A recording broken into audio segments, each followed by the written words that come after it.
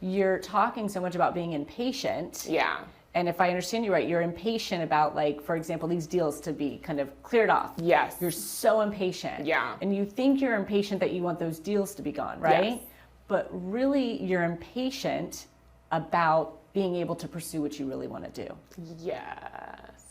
Yes. Those deals are feel in the way. Yes. Those deals are your gateway. So you're impatient about those because in your mind, you're saying, I can't do what I really want to do, what I love, what that next level is for me until I get these off. Yes. Yeah. I think that, is a part of it. And I guess too, it's like, I know the impatience doesn't help, but I'm still like feeling it, if that sounds weird.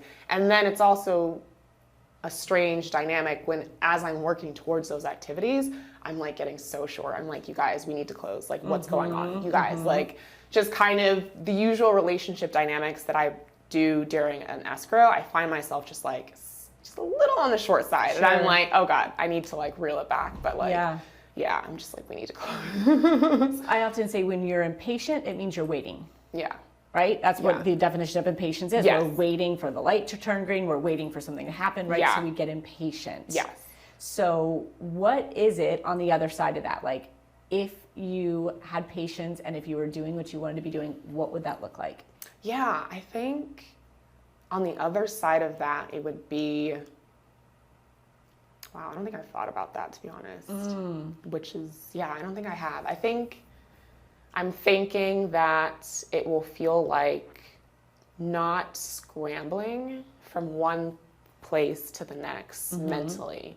Because right now I kind of feel like it's a scramble from like, oh, what's going on with this deal? Oh, what's going on with this person? Oh, what's going on with this deal? And also too, I feel like it will look like waking up and like wanting to get up, if that makes sense. Like just feeling like, oh, like I have all these things that I get to do versus like right now when I wake up, I'm like, oh my God, I have all these things that I have to do. I have all these people I have to call. I have all these follow-ups that I have to do. And I don't like that. What do you want to do? I think my big goal this year is to build my own house. So that's like big goal. And so that, a lot of that is based on me closing these deals out. So I have the money to go towards that. Okay. And so that's another key thing of the impatience part. And then it also, a component of it is gaining experience in construction, really. So I had the chance to go visit one of our clients on a construction site, which was really fun. And so, but also too, I felt myself like, oh my God, I don't know anything. Like, he's saying stuff and I'm like, I have no idea what this is. He's like pointing at plans and I'm like, I have no idea what this is. And that was like a light bulb moment for me too, where I'm like, I don't even have the time to learn this stuff, or I'm not making the time now to learn this stuff, I should say. It's like, I think that's where my mind is just going like 2,000 miles per hour and it wants to get there today, tomorrow, 3 days from now, but it's also like scared of the time and that will have to go into investing into actually like gaining that experience, because it is a whole new skill set. And I think that part is scary for me too. Absolutely. Yeah. When you think about not having enough time, where's all your time going to? Other people, other deals, leads. It's going to, honestly, like during the day, it's just caught up in like keeping up with my social media calendar, keeping up with the newsletter, following up with all these people who respond to the newsletter like, hey, I'm interested in this property, like doing research for other people who are like, I'm hoping to become eventual clients, but at the same time I'm like, oh, there went like 2 hours, and then I'm like, oh, there went another 2 hours. So it's like the whole week goes by and I'm like getting stuff done, but it's not stuff that like I feel aligns with like the ultimate goal of like gaining construction experience and like moving those steps towards building like my own home. All the action that you're taking and the time that you're spending. I hear you're spending time waiting. Right? Because if you're impatient, you're waiting. And the other thing is you're spending more time on doing more of what's going to keep you in that same seat. And if there's another seat you want to go into, the only way you're going to get there is by doing activities that are in that seat.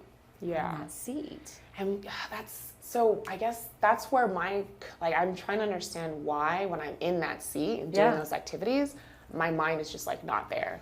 Like it's just like freaking out about the stuff in the old seat where it's like, oh my God, if I leave, it's almost like I feel like if I leave this seat for too long, like it will catch on fire with that when I'm not even looking. And if I leave this seat, it'll like gather dust. And it's just like, I feel like I'm playing musical chairs with myself. I'm like, this feels so frazzled. There needs to be balance. Yeah.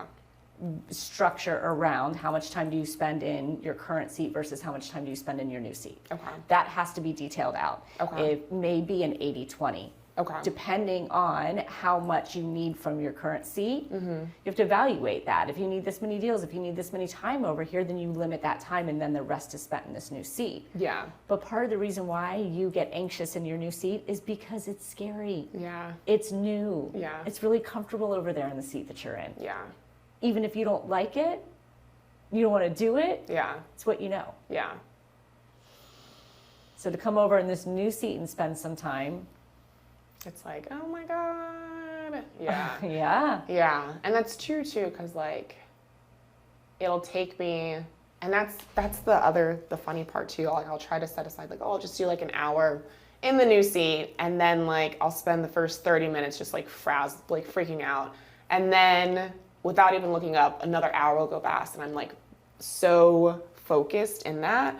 But then I like wake up from that, like, I guess tunnel vision. I'm like, oh shoot, I just overdid it and now I have to go run to the other seat. And so, I think I'll have to do better, like creating those boundaries, which I think is, in general, I have to work on creating and practicing boundaries. But like even with that too, it's just like creating those boundaries around time as well as energy and making sure that there is a balance. Yeah. Instead of like going into victim mode of like, oh, like, I don't know. Yeah. I feel like I get into like this creative artist victim mode almost where it's like, oh, I'm like putting so much energy into my art. I cannot like do anything else, which is like, that's the analogy I have in my head. Yeah. And then I come out of it and it's like, oh, I must go back to like capitalism and like do these things.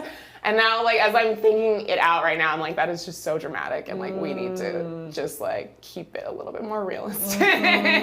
Yeah. I mean, I hear you need control. Yeah. Yes. And right now, you're being controlled by maybe the drama, the feelings, you know, like this is really scary, so you're being pulled back to the other seat. Yeah. And then you create the drama around, well, there's so much to do over here and all these people need me, so I can't go over there. Yeah. When really, if you want to be kind of the CEO of your life and your business, you draw those boundaries out. Here's what my time looks like in this new seat. Yeah. Here's exactly what I'm going to be doing. You can't just jump in that new seat and go, okay, what do we do now? Yeah. Let me see, what can I think of? That does not work. That'll send you, you know, a tailspin. Okay. But if you know, like the new seat looks like this, and here's 10 activities, and I can do a half hour of this and an hour of this, you have a very structured control process of like what you're going to do in that new seat. Okay. And then if you only have this many hours in your current seat, you know exactly what you can say yes and no to. Yeah. But right now, you keep saying yes. I know. Which is creating more time in that current seat, less time in the seat you want to be in. Yeah. Which is then creating the impatience. Yeah. Because you're just set yourself back how much longer till you get to go into this new seat. Yeah, that's true. So what do you do? I think, I was kind of thinking about this last night too. I think it's a matter of me saying no and just being honest with myself. I think that's the big part because I think I'm like, oh, of course I can take that on. That's fine. That's nothing. That's like a couple phone calls, super easy. Like I can get it done. And I think I really need to be more realistic about the actual energy that has to go behind each new thing, each yes. And I think I've been underestimating like that component. So I think moving forward, it looks like me honestly just taking tally of like what is on the plate now and just kicking stuff off. Absolutely. And being like, this is a no, we're gonna finish this out. And really too, I think it comes down to me creating like an actual plan in terms of what that new seat looks like. Because I'm very much, and I've always been like a jump in and figure it out along the way. And I think that because I am balancing 2 different seats right now and one of them is uncomfortable, that it makes sense to like, okay, let's create a plan. It doesn't have to be right. That's a part of me too. It's like the perfectionist is like, it has to be perfect, it has to be right. Yeah. And so just making a plan, even if it doesn't work, just reevaluating it when I need to, and then moving forward from there. So absolutely. Yeah. Yeah. Saying no is kind of been a thing for you. Yeah, I know. Yeah. And I want you to think about, it's not every time you say yes, you're saying no to something else. Yeah. So when you say yes to that new opportunity that another agent gave you, something in your current seat, what is that costing you? What are you saying no to? Yeah. That has to be at this, front of your mind in order for you to actually choose your new seat. Yeah. Yeah. That's true. It's just so scary. I'm like, oh my God. What's scary? I don't know. I think it's like, will I even recognize myself in the new seat? Yeah. Like, how much will I change? Yeah, I think I just have this fear that people will be like, oh, you've changed so much. And like, I feel it now where people, like, so many good things are happening. Like, I closed a deal and people are like, oh my God, like, your business is doing so well. And I'm like, oh, I want to be humble about it, but also like, I'm like, yeah, this is like my life now. And it's just weird to like change. And I'm like, will I still be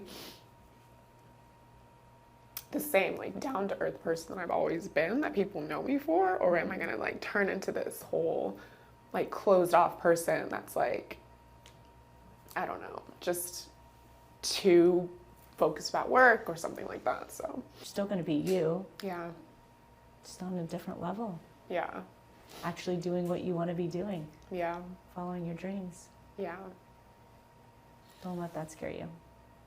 I'm trying to. Yeah. What are you learning?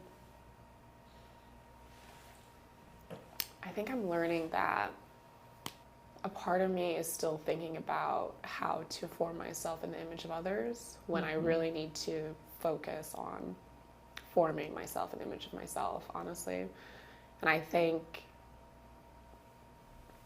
I'm going through that now, and it's just uncomfortable, like you said. Like, it's just uncomfortable, and I've done it.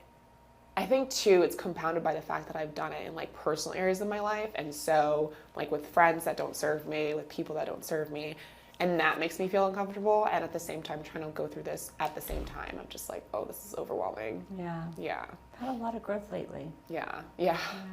Yeah. This is a bit, it's a lot. This, what you're feeling now, Yeah. is why you go back to your current seat all the time. I know. Yeah. And what you're feeling now is okay. It's a sign that you are going in the right direction. Yeah. And you are growing and you are changing. Yeah. Feel like you have what you need? Yeah, I do. What's your action look like?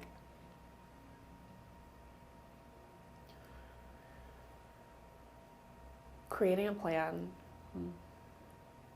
and thinking about, honestly, too, it's just about choosing what I want to look like today and what I want to look like tomorrow. Because if I think I get freaked out if I'm like, oh, this is what I'm going to look like in 5 years or 2 years or so on and so forth. It freaks me out too much. So just focusing on, like, this is what I'm going to look like for today and tomorrow. This is the plan. And then just focusing on, like, making a choice of who I want to be. Yeah. I love it. Yeah. Thank you. Can't wait to see you grow. Thanks.